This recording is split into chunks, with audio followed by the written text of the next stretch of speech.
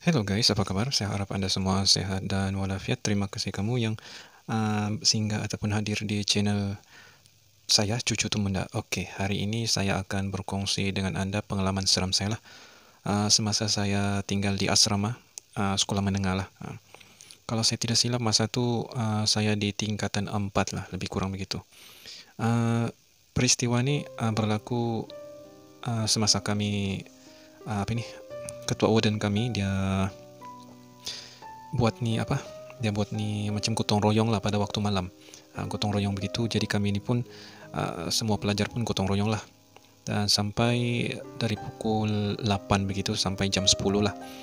Jadi kami ini, saya bersama dengan dua orang lagi kawan lah, kami pungut sampah begitulah, keliling sekolah kami pungut sampah lah. Tapi oleh sebab kami ini mungkin rajin, masa tu rajin lah, boleh dikatakan rajin lah kami pungut sampah. Jadi kami pungut sampah tu hampir 10:30 malam lah, lebih kurang begitu. Kebanyakan pelajar-pelajar masa tu semua sudah masuk di bilik dorang lah masing-masing. Jadi dipendekkan cerita lah, kami ini kami ini sudah siap pungut sampah begitu. Jadi kami pergi ke inilah tempat pembuangan sampah. Tempat pembuangan sampah tu dia jauh sedikit daripada kami punya bangunan asrama lah. Dia lebih kurang 50 meter lah dari bangunan asrama, dan tempat pembuangan sampah tu dia jauh sikit lah, dia di hujung sekolah lah. Ada hutan-hutan, lebih kurang begitulah. Di tepi-tepi dia macam ada hutan-hutan lah. Dan kami pun bertiga ni kami angkatlah itu tong sampah dan sampai di tempat pembuangan lah. Jadi kami ni semua bercerita-cerita lah, kami tiga orang tu bercerita-cerita lah, cerita apa-apa macam yang ada yang lawak-lawak lah cerita, kami pun ketawa-ketawa lah. Jadi ada satu kawan kami ni, dia botak lah, kepala dia botak. Dia cakap, di sini bikin takut nih, bilang dia cakap begitulah, ada lembaga hitam. Dia cakap begitulah, tapi dalam keadaan dia main-main lah.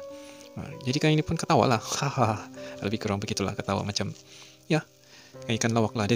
Kawan saya cakap dia pakai seluar dalam, lebih kurang begitulah dia cerita.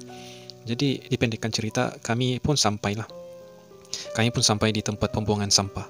Dan tempat pembuangan sampah tu ada satu diletakkan tiang lampu lah, tiang lampu.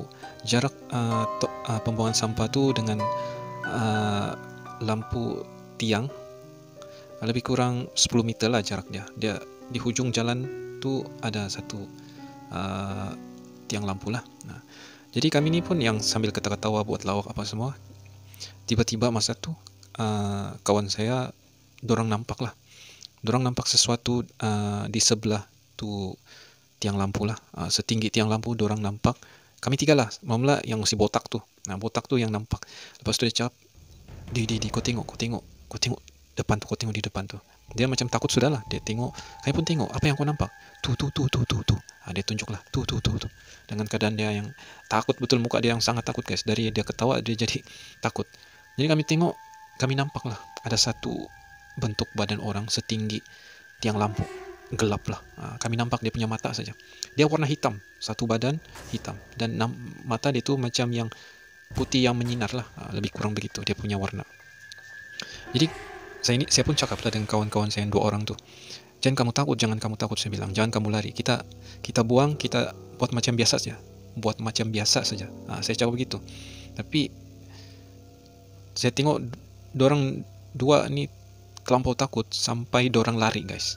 Dorang lari tinggalkan saya satu orang dengan sampah yang berat lagi tu, besar lagi tong sampah tu.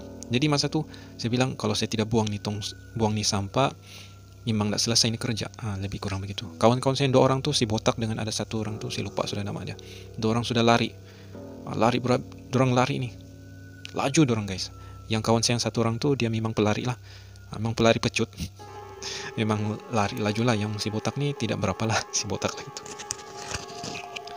Dan lepas tu saya ini buat macam biasa lah. Dalam hati tu, jangan takut. Kita takut sama Tuhan saja. Kita mesti takut sama Tuhan saja, jangan takut sama benda tu.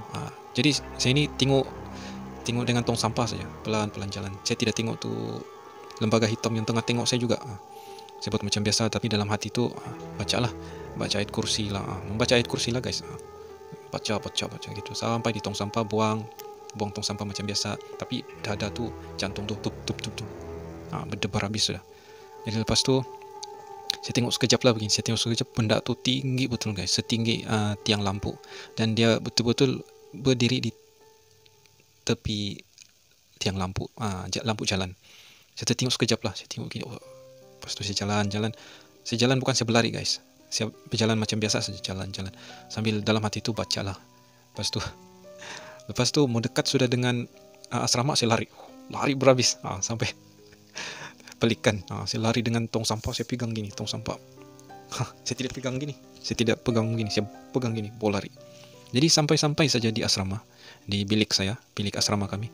Yang kawan saya 2 orang tuh dorong cakap, kau nampak tadi? Nampak, saya bilang. Tapi masalahnya, kamu lari, kamu tinggalkan saya 1 orang saja, buang di sampah. Lebih kurang begitu. Dorang pun berhabis ketawa.